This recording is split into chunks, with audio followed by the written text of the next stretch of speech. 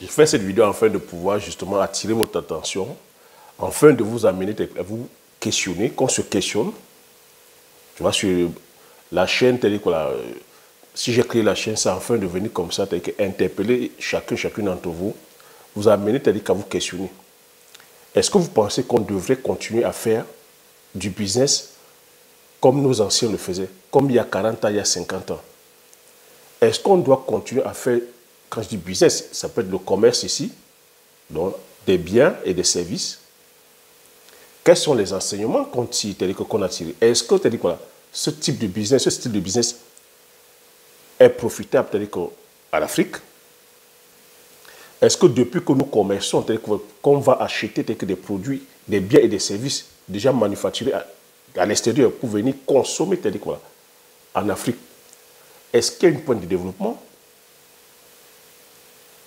Est-ce qu'on se questionne là-dessus? Et s'il n'y a pas de développement, qu'est-ce que nous devons faire? Est-ce qu'on doit rester dans l'éternel bavardage qui consiste à dire que l'Afrique, nous ne produisons rien, que c'est les autres qui sont toujours là à venir prendre, prendre la richesse? Une fois on a constaté, qu'est-ce qu'on fait? Est-ce qu'on se doit de rester, continuer à faire l'agriculture en ayant pour, je veux dire, projection l'Occident? On ne se doit pas aussi de penser, à faire autrement. Tu vois, moi, c'est tout ça qui m'amène à me questionner. Si je me lance dans l'entrepreneuriat, c'est parce que je me questionne. C'est l'ensemble de ces questionnements-là qui m'amène à aller entreprendre et aller entreprendre aujourd'hui autrement. Et c'est vers là que je vais amener chacune de nous, de nous questionner, peu importe le type de business que tu veux faire, tu te dois de te questionner. Parce qu'il faut comprendre que dans le business, on vient répondre, quand on se lance en business, on vient répondre à un besoin. À un besoin qui est propre au contexte dans lequel nous vivons. À un besoin qui est propre à l'environnement dans lequel tu vis. Tu ne peux pas vouloir aller entreprendre ou investir en Afrique en auscultant, c'est-à-dire que les réalités de l'Afrique. Tout simplement parce que tu as vu qu'un business était bien fonctionnait en Europe, ou fonctionnait bien aux Amériques, ou fonctionnait bien en Asie, et tu veux venir faire du copier-coller en Afrique, sans avoir étudié le contexte africain. C'est très important ce que je suis en train de dire. Si la plupart de nos business échouent, si la plupart des entrepreneurs et des investisseurs échouent leur business en Afrique, c'est parce que ces personnes ne prennent pas ces réalités-là. On peut être en Occident, on voit, c'est-à-dire que justement un business du moment qui est tendance, qui fonctionne, ben on le dit, tiens, pourquoi pas, on va aller implémenter en Afrique, sans tenir compte des réalités socio-économiques, sans tenir compte même des réalités des infrastructures, sans tenir compte même du pouvoir d'achat, sans tenir compte de la faisabilité, sans tenir compte que est-ce que ce besoin-là est vraiment pressant, est-ce que c'est un besoin qui est, qui est prioritaire? Est-ce qu'en Afrique, le business que tu veux aller apporter en ce moment est prioritaire? Donc, vous voyez que chez nous, on ne priorise pas les business. Est-ce que ce business que je vais aller apporter en Afrique, ça bénéficie aux Africains? Est-ce que ça bénéficie à l'économie africaine? Est-ce que ça enrichit la population africaine? C'est très important ce que je suis en train de dire là. Si tu ne prends pas l'ensemble de ces contingences-là, ton business va échouer. Est-ce que ce business que je vais aller faire, j'aurai le contrôle? Quand je dis le contrôle ici, c'est sur les contingences internes et externes. Est-ce que j'ai la faisabilité? Est-ce que j'ai l'expertise? Est-ce que j'ai la compétence? Est-ce que sur le plan du transfert des technologies, j'ai la compétence de pouvoir, c'est-à-dire que justement, faire ce business-là sans problème en Afrique? Est-ce que j'ai les moyens financiers de pouvoir déployer ce business? Est-ce que j'ai la logistique? Est-ce que sur le plan financier, que je pourrais implémenter ce business? C'est autant de choses, chers agripreneurs visionnaires, que beaucoup d'entre nous ne prenons pas en compte. On va se lancer comme ça sur des business et après on se casse la gueule, on commence à accuser la malchance on commence à accuser le néocolonialisme, on commence à accuser de la sorcellerie, on commence à accuser les dirigeants en place, on commence à accuser les oncles et les tantes, on commence à tout accuser. Mais on ne s'accuse pas soi-même, le porteur du projet. On ne se pose pas la question, est-ce qu'on a bien pensé son projet avant de se lancer? Pourquoi je te le dis tout ça? Je te dis tout ça parce que au jour d'aujourd'hui, il faudrait qu'on comprenne une chose, que le monde d'aujourd'hui, c'est un monde de rapport de force. C'est un monde aujourd'hui où chaque pays, où chaque continent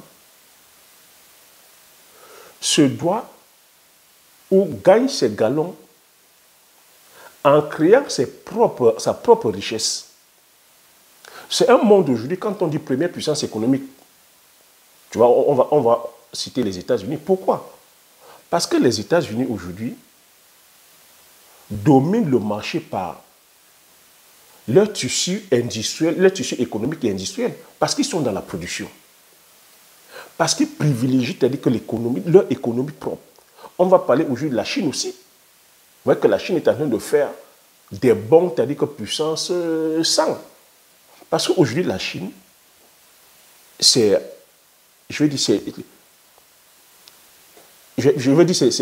là où tout se produit. La Chine aujourd'hui, tous les pays vont produire aujourd'hui en Chine. Tous les pays vont aujourd'hui produire, tous les grosses industries aujourd'hui sont basées en Chine. Et la Chine privilégie, c'est-à-dire que son économie locale, la Chine privilégie, c'est-à-dire que sa politique de production, en valorisant et en vulgarisant leur chaîne de valeur endogène. Chaque pays aujourd'hui valorise et vulgarise leur chaîne de valeur endogène. Chaque État qui se respecte fait en sorte que les marchés, c'est-à-dire que ou que les biens et services soient produits et transformés sur leur territoire, afin de pouvoir développer justement les chaînes de valeur et développer et créer surtout l'emploi. Créer l'emploi et créer de la richesse. Et il n'y a que nous comme ça qui allons de façon aléatoire, hasardeuse, faire du business en se disant on va chercher l'argent. Tu vas chercher quel type d'argent? Tu ne vas pas chercher l'argent. L'argent est déjà là. L'argent, c'est notre population. L'argent, c'est la population qui est là, les consommateurs. Maintenant, c'est à toi de pouvoir créer des biens et des services qui vont satisfaire cette population-là. Et justement, en satisfaisant la population, tu crées de la richesse sur place. Ça veut dire que tu ne fais pas sortir des devises. J'ai commencé en disant, est-ce qu'on se doit de continuer à faire comme nos anciens faisaient et continuer à faire, à aller importer, c'est-à-dire que les denrées alimentaires, à aller importer les biens et des services déjà manufacturés, qui ont créé de la richesse ailleurs, qui ont créé de l'emploi ailleurs, pour venir nourrir notre population, pour venir appauvrir, je dis appauvrir notre population, parce qu'on achète, lorsque tu achètes du riz, les pâtes, la farine de blé, les biens et services, le matériel, l'électroménager, c'est des produits comme ça qui ont servi à d'autres économies, à créer des emplois. Quand tu achètes, tu fais sortir de la devise. C'est ça que tu dois comprendre. Il faudrait que tu comprennes un peu ma chaîne. Tu vois que je n'ai pas de bannière Afrique. Mais je ne milite pas, je ne suis pas là à dire que je suis panafricaniste, je ne suis pas là à dire que je suis kémite. Mais si tu me suis très bien, c'est par mes actes que tu sauras que tout ce que je fais, c'est pour le bien de la population, pour le bien des miens. Parce que sur le plan stratégique aussi, le tout n'est pas de crier je suis kémite, je suis panafricain, je suis dans le pan. Non, ce n'est pas la parole, c'est dans les actes. Quelles sont les actions, quels sont les gestes que tu fais au quotidien qui contribuent à créer de la richesse sur le continent ou à créer de la richesse dans ton pays? Ou même, je ne vais pas te demander, même dans ta localité, je vais encore même réduire dans ton quartier. quelles sont les actions claires et concrètes que tu fais, que quand tu te lèves comme ça, ou quand un Africain, ou quand quelqu'un de ton quartier, de ton pays se lève, dit, grâce à l'action de ce monsieur ou de cette dame, ça me permet de dire que justement, de retrouver ma dignité. C'est de ça qu'il s'agit. On doit quitter aujourd'hui le bavardage, on se doit d'être concret et pragmatique. C'est comme ça que les Occidentaux font ici. Vous allez peut-être dire que non, ils ont cette préférence-là. Ils viennent en concurrent prendre. C'est de ça qu'il s'agit. Donc, faites très attention quand vous allez épouser des business. C'est pour ça que je suis venu sur YouTube vous dire l'Afrique ou les Africains ne pourront que se développer si ils ont ce mindset-là de dire on se doit aussi de créer notre richesse. On se doit de créer des richesses avec nos chaînes de valeur endogènes. Et si j'ai fait le choix de l'agriculture, ce n'est pas pour rien. Et si j'ai fait le choix des produits du terroir, ce n'est pas pour rien non plus. Et si je vous demande d'aller faire certaines spéculations, ce n'est pas pour rien, c'est penser tout ça. Certaines personnes peuvent commencer à grincer les dents. Certains peuvent dire que non, je suis en train de vouloir, je ne sais pas moi, je ne vais pas péter dans le sens. Non, c'est stratégique. Je suis en train de vous dire c'est stratégique tout ça. Et les autres en face pensent de façon stratégique. Lorsque je te demande d'aller produire les produits du terreau, excuse-moi de la tautologie, c'est parce que justement, je voudrais qu'on ait le contrôle sur nos chaînes de valeur, qu'on ait le contrôle sur les semences. Que la maman, le papa, c'est-à-dire que toi qui vas aller produire, que tu ne sois pas dépendant des semences hybrides produits ailleurs où tu vas aller acheter chaque année. C'est très important. Lorsque je te demande de commencer par les produits du terroir, ça veut dire que tu vas créer, la richesse sera endogène, donc locale. Ça va créer de la main-d'œuvre. Lorsqu'on passe à faire des transformations, ça crée de la richesse. C'est les industries qui vont se créer. C'est les artisans qui vont travailler en fabriquant les machines. C'est les ingénieurs qui vont se mettre au service de la productivité. Parce qu'il faut très bien comprendre. Beaucoup vous disent ici qu'il faut aller acheter les tracteurs. Il faut commencer. Ce n'est pas que je suis en train de dire non. Mais il faut aller acheter les tracteurs pour produire quelle culture? Pour aller être dépendant des céréales. Et si on te dit pour produire, il faut aller cultiver les tracteurs. Est-ce que présentement nous pouvons... On a des chaînes de montage, de construction de tracteurs. Vous voyez que c'est d'autres industries qu'on va commencer à enrichir. Si on te dit qu'il faut aller produire avec le tracteur, un tracteur aujourd'hui c'est 300 000 euros. Est-ce que tu les as? Nous les avons. Une moissonneuse batteuse, c'est dans les 500 000 euros. Il faut avoir comme ça dans ton parc au moins 4, sans compter les outillages. Ici en Occident, on ne commence pas avec un minimum de 2 millions d'euros. Tu vois tout de suite que c'est un type d'agriculture où beaucoup d'Africains ne pourront pas. Et on passe le temps comme ça, à se tirer dessus. Ah non, ce n'est pas avec la houe qu'on va se développer. Ce n'est pas. Mais sauf qu'aujourd'hui, même si on te donne le tracteur, tu ne pourras pas produire avec le tracteur.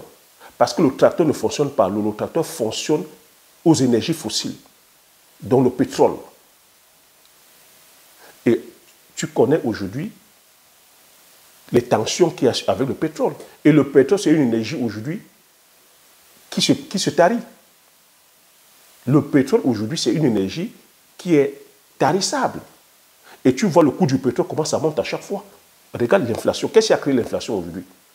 L'inflation a été créée par le coût du pétrole. Est-ce qu'en Afrique, nous avons le pouvoir d'achat pour s'arrimer au coût du pétrole?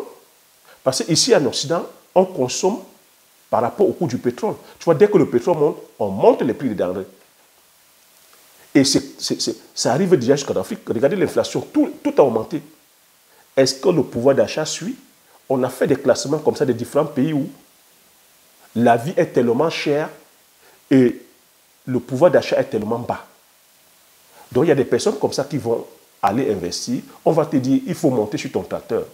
Quand tu vas produire tes céréales, tu n'as pas le contrôle sur les prix. Les prix sont décidés ici en Occident. La vérité est qu'en Afrique, l'agriculture n'est pas subventionnée. Même le business, on ne subventionne pas les entrepreneurs. Donc, c'est un argent comme ça que tu dois aller chercher par tes propres moyens. Et les banques n'accompagnent pas, beaucoup de banques n'accompagnent pas l'agriculture, n'accompagnent même pas les business parce qu'on sait encore que c'est sur des terrains comme ça risqués. Donc, ça veut dire que c'est un argent propre que tu vas aller chercher, ou peut-être par le biais de la tontine et des cotisations, sur lequel tu n'es pas sûr de réussir ton business. Et lorsque tu vas donc produire maintenant massivement, quels sont ceux qui vont consommer ça? Tu vas vendre ça à qui? À combien? Qui va te suivre? Et généralement, on va sur des business comme ça où ceux qui sont ici en Occident ont déjà des kilomètres et des kilomètres de longueur sur nous. La personne qui te produit les semences, la personne qui te produit la mécanisation, la personne qui te vend les pièces de rechange, parce que même quand tu achètes le tracteur, tu n'as pas, c'est-à-dire que les pièces de rechange, on n'a pas une industrie, on n'a pas des écoles technologiques comme ça, où on n'a pas des personnes à même de te changer les pièces. Et ces engins-là, des fois, ne sont pas adaptés à notre sol. Tu vois? C'est la même personne qui va te vendre les produits phytosanitaires. C'est la même personne qui va te vendre l'expertise en cas d'échange. C'est la même personne qui va t'acheter tes produits lorsque tu vas les produire. Dis-moi comment tu pourrais être rentable. Aujourd'hui, on est dans un monde de rapport de force. Dis-moi comment ton business peut être profitable. Il suffit d'un claquement de doigts. Si la personne veut te faire chuter, elle te fait chuter. Je parle encore ici de stratégie. Donc, je dis à nos frères qui sont dans le domaine du business, je parle encore surtout à ceux qui sont dans le domaine du business agricole, de l'élevage. Vous n'êtes en concurrence avec personne.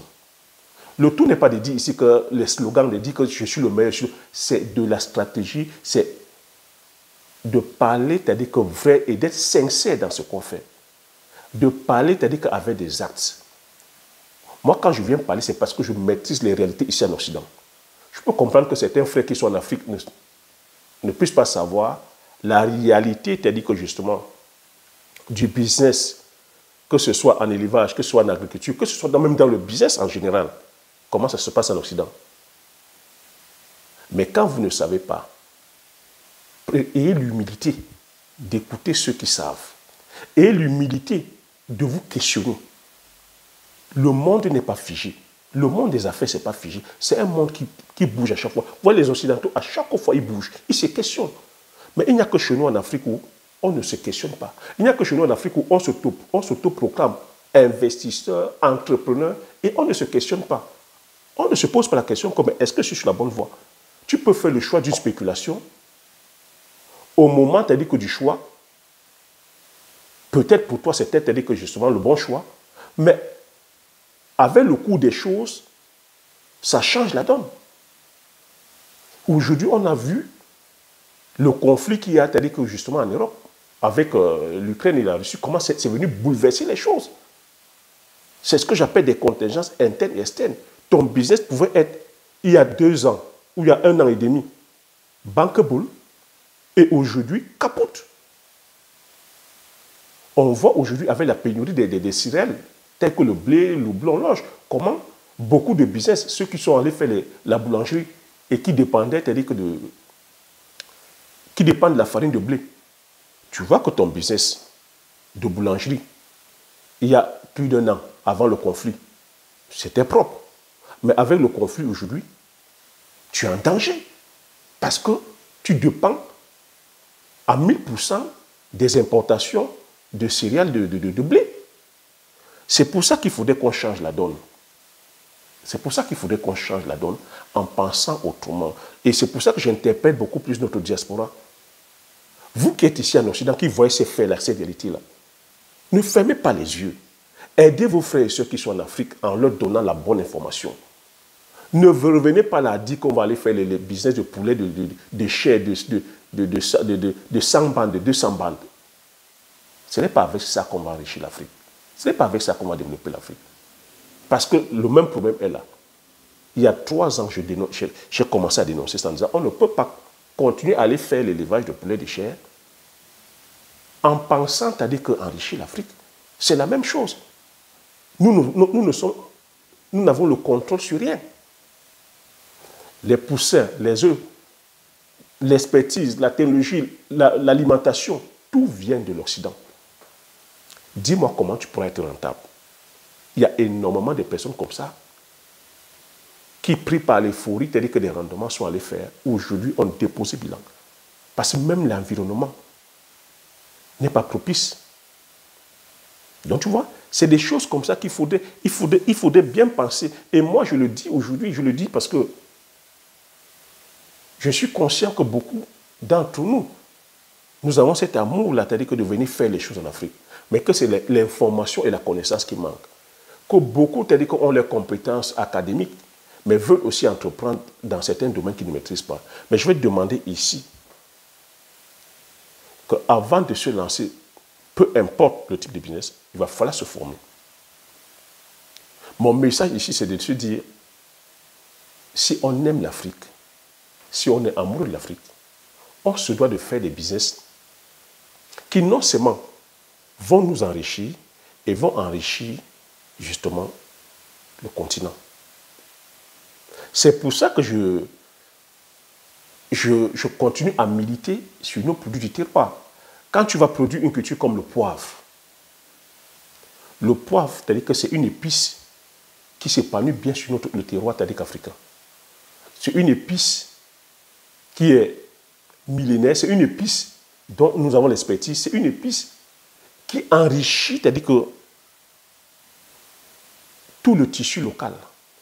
C'est une épice sur laquelle nous avons le contrôle sur les semences.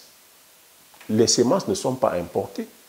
Donc tu vois que quand tu te lances sur la culture du poivrier, tu vas enrichir le pépiniériste, tu vas enrichir le technicien qui va t'accompagner, tu vas enrichir la communauté, les personnes qui vont travailler dans ta plantation. Tu vas toi-même t'enrichir, tu vas enrichir ton pays, l'économie du pays. Quand tu vas exporter, c'est les devises qui vont encore entrer. Quand tu vas, c'est-à-dire que justement aller packager, tu comprends, tu vas packager, tu vas créer une... C'est l'industrie. Tu vas enrichir les artisans qui vont fabriquer des machines. Tu vas enrichir les marketeurs, ceux qui vont commencer la communication. Les graphistes, ceux qui vont faire ton packaging. Les commerciaux, ceux qui vont aller chercher les marchés. Les vendeurs et les vendeuses, ceux qui vont déployer le marketing. Tu vas exporter, tu vas faire rentrer les devises dans ton pays. C'est comme ça qu'on fait pour enrichir le pays. Et les devises qui vont entrer dans ton pays vont permettre à ton pays, à ton gouvernement, de pouvoir créer les infrastructures. Parce qu'on a beau crier qu'il n'y a pas de route, il n'y a pas des hôpitaux, il n'y a pas de, je veux dire, des dispensaires dans l'arrière-pays, il n'y a pas une eau de qualité, et il n'y a pas, c'est-à-dire, voilà, et il n'y a pas de lumière en parlant d'électrification. Et il n'y a pas de grandes écoles technologiques, il n'y a pas que la fonction publique ne fonctionne pas bien. La fonction publique où l'État manage la cité par les impôts. Combien t'as-dit que d'industries que nous avons qui payent les impôts? Les industries qui sont en Afrique, la plupart, sont détenues par les Occidentaux.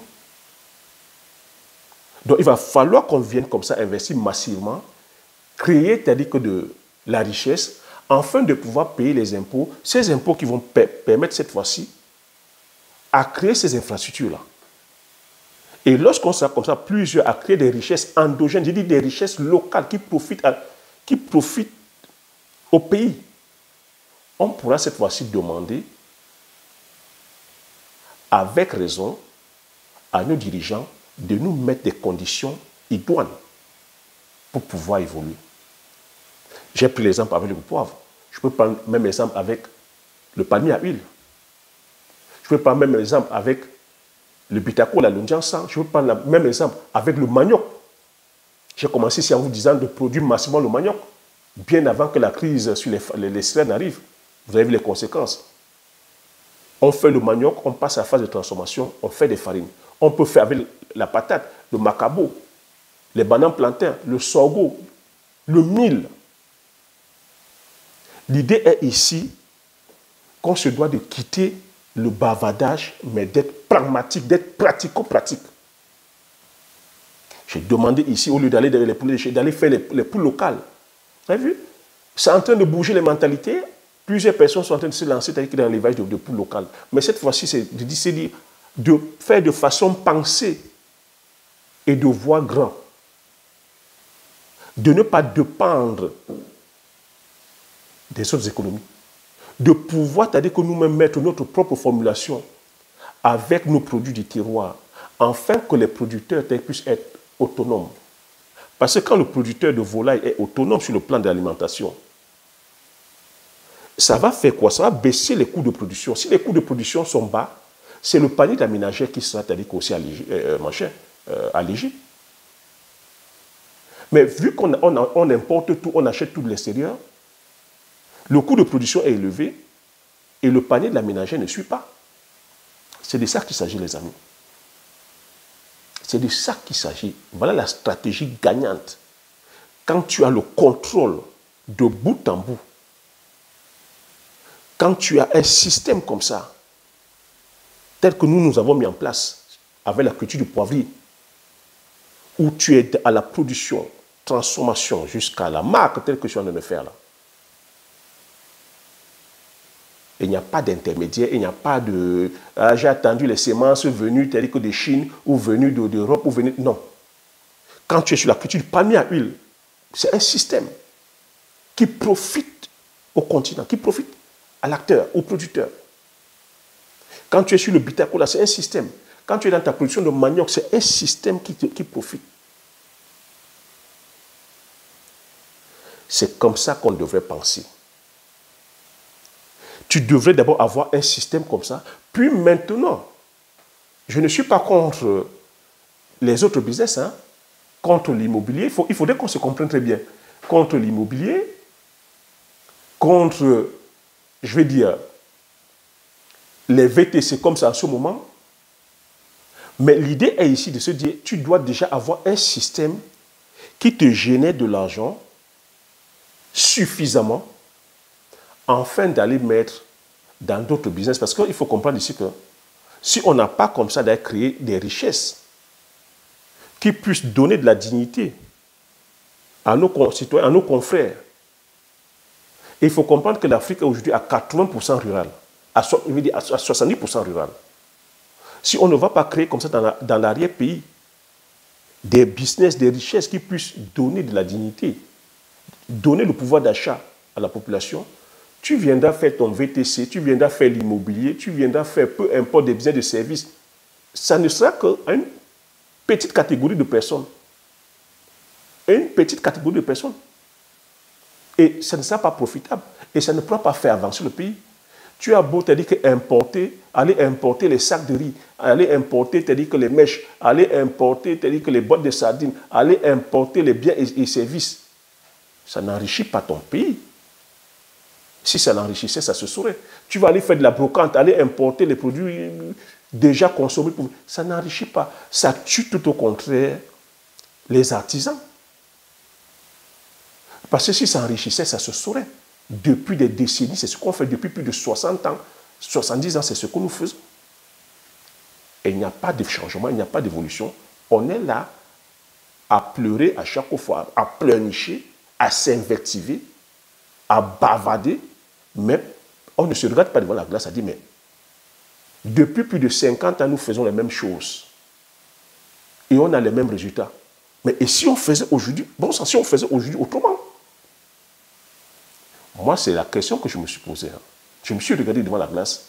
J'ai dit, Thierry, il faudrait que tu sois honnête avec toi-même.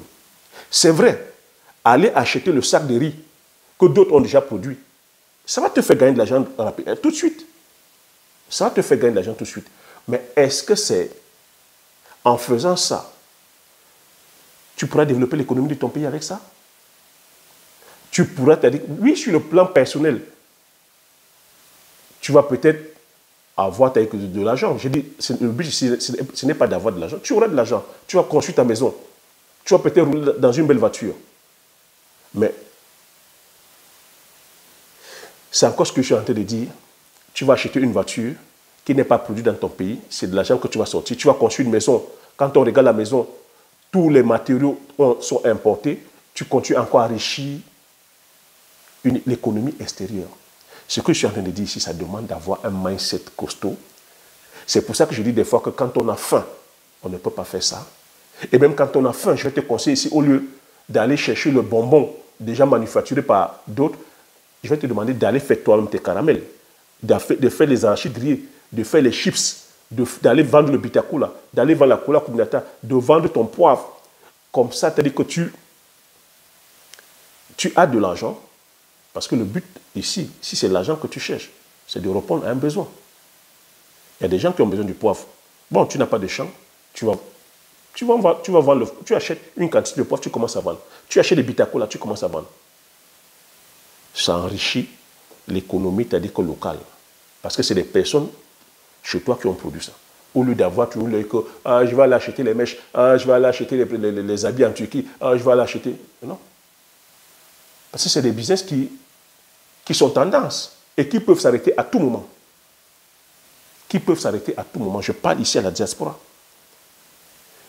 Ici, à la diaspora, avec 20 000 euros, 15 000 euros, avec 15 000 euros, 20 000 euros, 25 000 euros, tu peux déjà commencer à monter un magnifique projet, c'est-à-dire que dans le domaine agricole. Je t'ai parlé de la culture du poivrier. Avec 15 000, 20 000, jusqu'à 30 000.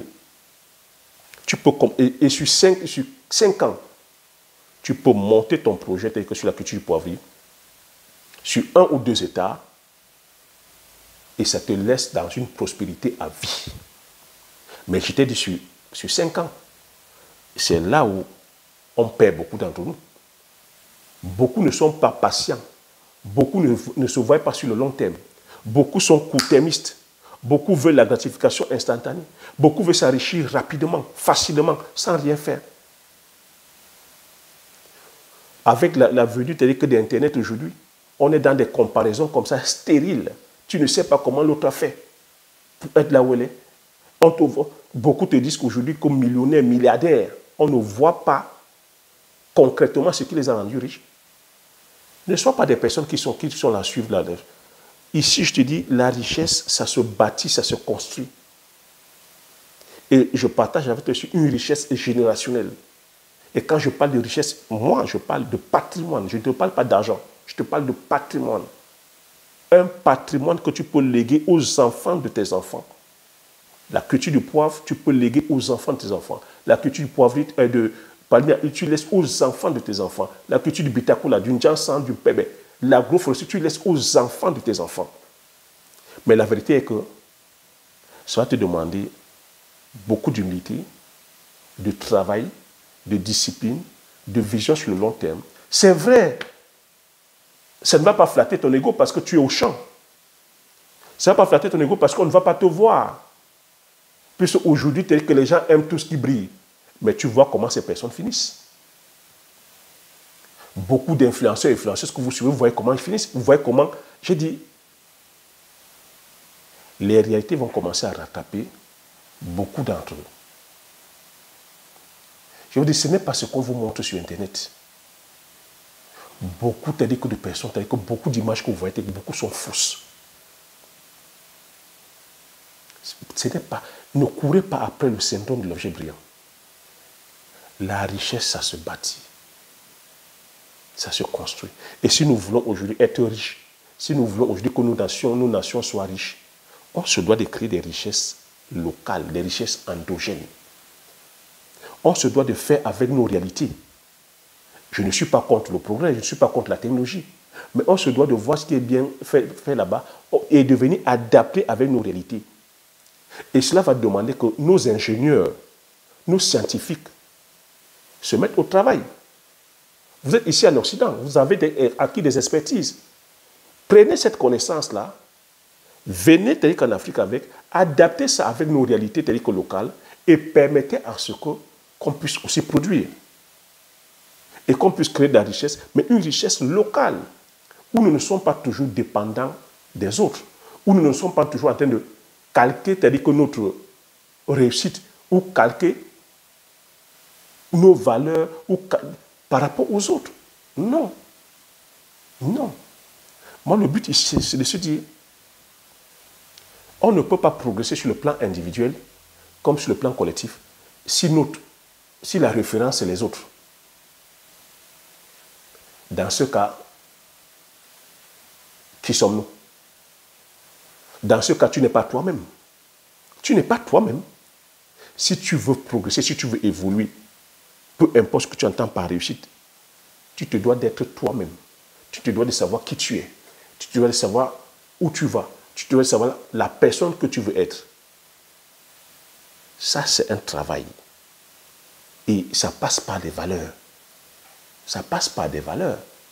Parce que si tu calques ta réussite par rapport à l'autre, tu ne connais pas ses valeurs. De toi à moi. Parce que tu es sur parce que tu es à la recherche d'argent. Tu vas aller faire n'importe quoi. Tel qu'on voit aujourd'hui nos sociétés. On va aller faire le mopagne, on va aller dans le formula, on va aller dans les sectes, on va aller voir des marabouts, on va aller se prostituer, on va aller voler. On ne va pas être soi-même, on va aller dire, comme ça vendre son âme au diable parce qu'on veut de l'argent.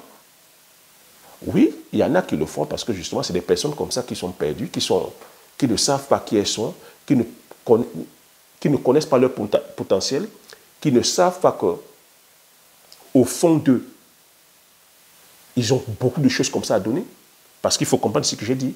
La richesse ici, l'argent, on ne court pas après l'argent. L'argent, c'est autour de toi. L'argent, c'est la population qui est autour de toi. À toi maintenant de cerner, de voir les besoins.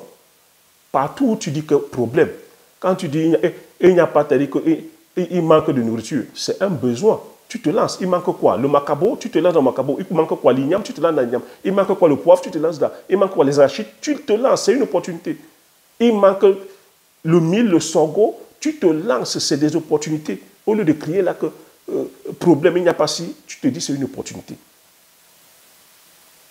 C'est de ça qu'il s'agit. Et que tu cherches l'expertise, que tu cherches la connaissance, que tu te formes. Ce n'est pas sorcier. C'est comme ça qu'on fait pour gagner l'argent. Le monde d'aujourd'hui, c'est ça. Avant, on procédait par troc. J'avais mon macabo, tu avais ta patate, on échangeait macabo contre patate. Mais aujourd'hui, dans un monde globalisé, nous sommes aujourd'hui pratiquement combien? 7 ou 8 milliards. Tu vois qu'on ne peut plus faire de troc. Maintenant, c'est l'argent qui régit les choses. Donc, si j'ai mon macabo et que tu as besoin, tu as faim, tu as besoin du macabo, ben, tu vas me donner de l'argent et moi, je vais te donner le macabo. Si moi, j'ai le poivre et que tu as besoin du poivre, je vais te donner le poivre et tu vas, en contrepartie, tu vas me donner de l'argent.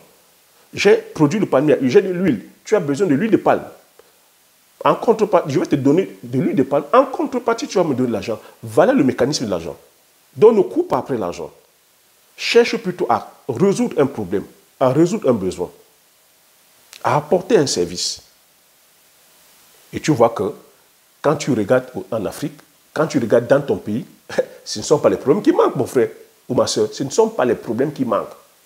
Donc cette fois-ci, c'est de résoudre des problèmes locaux, avec des réalités locales, pour que l'argent, la richesse puisse rester sur le plan local. Tu vois?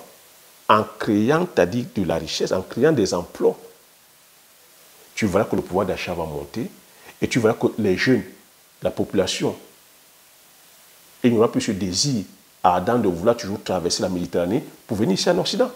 Pourquoi nos jeunes fuient? Parce qu'il n'y a pas. Il n'y a pas d'emploi. Parce qu'eux-mêmes aussi, c'est-à-dire qu'on leur véhicule par ce message-là qu'ils sont capables de créer la richesse. Qu'en eux déjà réside la richesse, réside le potentiel. C'est à eux de regarder autour de ce qu'ils appellent difficulté, pas d'opportunité. Il faut comprendre que c'est la richesse. C'est ce type de discours qu'il faut avoir. Mais tu vois qu'un type de discours comme ça, ça passe ringard, mais sauf que c'est ça la réalité. Sauf que cette réalité-là nous rattrape à chaque fois. Mais on fait comme l'Autriche, on met la tête dans le sable, on ne veut pas voir. Ce que je suis en train de dire, au fond de beaucoup d'entre nous, on sait que c'est la vérité, mais on refuse de l'accepter en se disant que avec le temps, les choses vont se faire. En se disant que les miracles vont s'opérer. En se disant que par la prière, le bon Dieu va faire les choses. Non. Ou que l'univers va faire les choses. Non. L'univers a déjà tout fait. En toi réside le potentiel de faire les choses. Si dans cette parole sainte que vous dites qu'il nous a conçus à son image, ça veut dire qu'il nous a tout donné. Nous ne devons pas être là aujourd'hui à pleurnicher, à pleurer, à blablater. Alors qu'il nous a conçus à son image. On a déjà tout en nous. C'est de se questionner. C'est de fuir le bruit. Des fois, il faut s'isoler. Parce que c'est en s'isolant qu'on fait des merveilles. Il faut s'isoler pour se connaître soi-même. Pour se connaître soi-même, très peu de personnes se connaissent. Mais beaucoup de personnes connaissent la vie des autres, du voisin, de la voisine, sans connaître leur propre vie. On va toujours aller rester comme ça, à suivre des directs où on parle de la vie des autres. Mais au fond, toi-même, tu ne connais pas ta propre vie. Tu ne sais pas qui tu es. Tu ne sais pas où tu vas. Tu n'as pas d'objectif. Tu ne sais pas la personne que tu veux devenir. On te pose la question là aujourd'hui. Dans 1 an, dans 2 ans, dans 3 ans, dans 4 ans, où tu te vois? Qu'est-ce que tu es en train d'implémenter présentement? Quels sont les objectifs que tu t'es fixés? Et c'est quoi les résultats? À chaque fois, les gens sont comme ça dans les souhaits, les vœux. Les souhaits, les vœux. Donc j'ai dit, on ne doit pas aller entreprendre en Afrique ou investir en Afrique si on n'a pas fait ce travail-là. C'est un travail qu'on se doit de faire. C'est un travail qu'on se doit de faire. Et tu sais, ce travail-là, ce n'est pas parce que tu auras la masse autour de toi que ça va authentifier que tu es dans le droit chemin. C'est un travail que tu peux faire. Beaucoup pour l'instant ne vont pas peut-être accorder l'importance. Ce n'est pas parce que beaucoup n'accordent pas l'importance que tu es dans le fou. C'est ça aussi le problème. Ce n'est pas parce que le projet que tu as lancé, tu n'as pas, pour l'instant, c'est-à-dire que la bénédiction de toutes les personnes qui t'entourent, que tu penses que tu es dans le faux. Non, à partir du moment où tu respectes la loi divine et la loi morale, reste dedans. Ce n'est qu'une question de temps.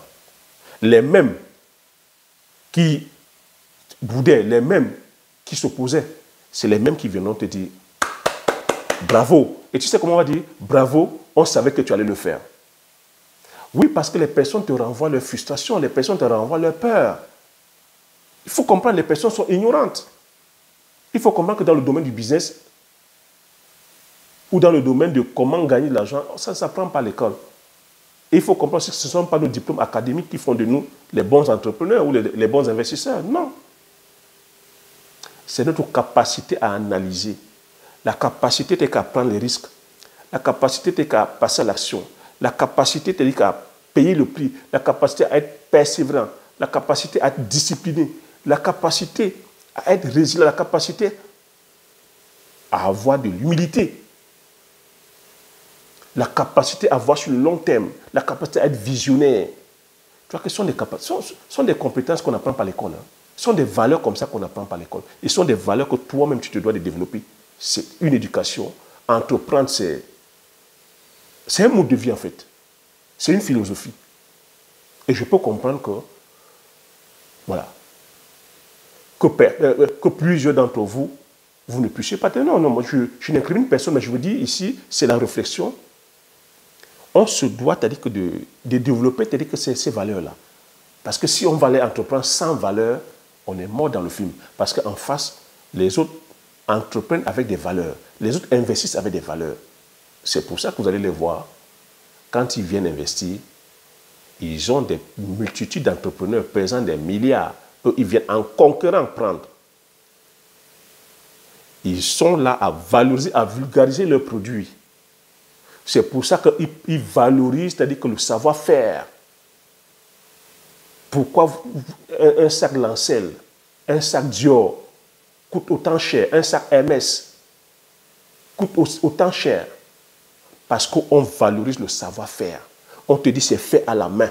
Ils ne sont pas là à dire c'est fait de façon industrielle. Pourquoi est-ce qu'ici en Europe, la France que je maîtrise bien, valorise les produits du terroir?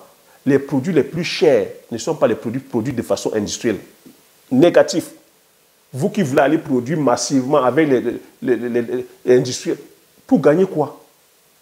Les personnes qui gagnent ici, c'est les personnes qui sont dans les segments dits de niche, qui sont faits de façon artisanale, qui sont faits à échelle réduite. Parce que les consommateurs ont compris ici que tout ce qui est fait de façon industrielle n'est pas bon. C'est bourré de produits chimiques, c'est bourré de produits de synthèse. Ce n'est pas bon pour la consommation. Et ce n'est même pas rentable pour le producteur. C'est de ça que je parle à chaque fois. C'est pour ça que vous avez des appellations aujourd'hui telles que dites AOC, appellation d'origine contrôlée, les AOP, appellation d'origine telle que protégée. Vous avez les IGP, indications géographiques protégées. Parce que c'est des labels comme ça. Vous avez le label rouge, vous avez des produits tels que, vous avez des produits qui sont labellisés. Parce qu'on vient valoriser un savoir-faire, un savoir-être. Et des gestes comme ça qui sont ancestraux. Des gestes qui apportent de la valeur au produit, qui, je veux dire, mettent en lumière le producteur ou la productrice, qui mettent en lumière la région. Ça enrichit la région, qui mettent en lumière l'environnement, qui respecte le bien-être, que ce soit des animaux ou des végétaux. Et qui respecte aussi le bien-être du consommateur. C'est beaucoup de choses, les amis, mis bout en bout. C'est beaucoup de choses mis bout en bout que nous ne maîtrisons pas. On va juste dire, on va aller produire. Ah, eux, ils ont produit les tracteurs, nous, on va les produire. Et quand tu ne parles pas comme ça, on va commencer à faire des clans. On va voir que nous sommes dans les slogans, nous sommes dans, je vais dire les slogans. On balance les slogans comme ça. Ah, on ne va pas faire avec là où on va pas. On ne mûrit pas la réflexion, on ne pousse pas la réflexion très loin. Savoir que oui, si on va aujourd'hui dire qu'on va aller produire de façon intensive, mécanisée, combien peuvent commencer? Pour produire quel type de culture? Pour avoir quelle rentabilité? Est-ce que c'est profitable aux producteurs? Est-ce que c'est profitable aux consommateurs? Donc aujourd'hui, si on veut gagner de l'argent, dans le domaine agricole, c'est sur des produits dits de niche, c'est sur des produits tels que du terroir. On se doit de valoriser et vulgariser les produits du terroir. On se doit de valoriser le savoir-faire des hommes et des femmes. On se doit de valoriser le sol, l'environnement. Parce que c'est ça qui apporte la plus-value. Ce n'est pas le volume qui apporte la plus-value. Ce n'est pas le volume qui rend riche, mais c'est la qualité. C'est la qualité. Je vais vous citer ici les vins de Bordeaux. Pourquoi vous avez des vins de Bordeaux, des bouteilles qui coûtent les 10 000 euros? Des bouteilles qui coûtent aujourd'hui les 5 000 euros, 2 000 euros, 3 000 euros. Parce que ces vins ont été classés. Des vins de Bordeaux, vous avez des grands crus classés.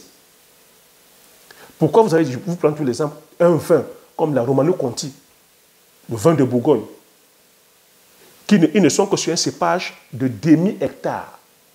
Un cépage de demi-hectare. Donc, ils ne produisent que sur demi-hectare. Et leur bouteille s'arrache à 15 000 euros la bouteille.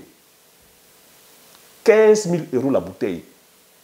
Ils ne produisent pas les tracteurs. Ils ne sont pas sur 200 000 hectares. Ils ne sont pas sur 200, sur 5 000. Ils sont sur demi-hectare.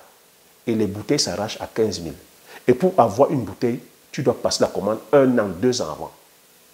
On ne peut pas te vendre plus de deux. On ne peut pas te vendre plus d'une caisse. On ne peut pas te vendre 2 bouteilles de Romanée comme ça. Et ce sont les millionnaires de ce monde, les richissimes de ce monde qui s'alignent, qui font la queue pour avoir une bouteille. Tu peux m'expliquer ça? Ils ont développé un savoir-faire. Ils ont développé la communication. Et derrière ça vend. Ce n'est pas le volume, les amis. Ce n'est pas le volume. Ce n'est pas le volume. Ils ont le contrôle sur leur production, sur leur business. Donc voilà ce que je voulais partager sur cette vidéo en disant qu'on se doit aujourd'hui, avant de se lancer, de penser notre business. De ne pas aller sur un coup de tête, phénomène de mode que ah, j'ai vu ici un produit, non. Ah, j'ai vu un tel influenceur qui m'a. Non. Tu dois de penser ta chose, de te former et de penser à chaque fois que tu vas les lancer.